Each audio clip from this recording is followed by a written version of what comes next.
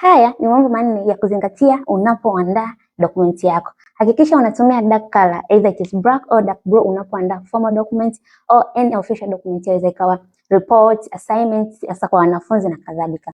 Namba 2, epuka kutumia bright colors, rangi za kuwaka kwenye formal document. Yani hazina kazi, maybe kama unafanya design, ila na hata kama utatumia bright colors kwenye design, hakikisha zina balance vizuri ili mtazamaji au msomaji asiwe distracted na ule mwanga unaokuwa generated na zile colors. Namba 3, kitu muhimu cha kuzingatia unapochagua font color kwenye dokumenti yako. Hakikisha hautumii rangi nyingi kwenye dokumenti moja.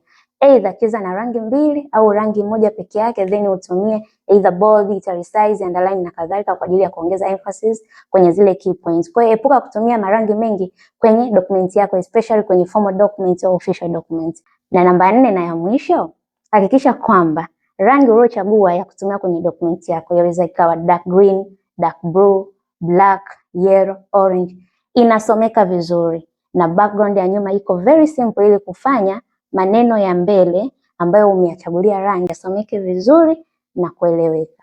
Karibu sana Woodprint Stationery, tunauza picha mbao na frame za picha aina zote. Wasiliana nasi kwa namba zinazoonekana hapo kwa ajili ya kuweka oda yako popote ulipo, tunakutumia.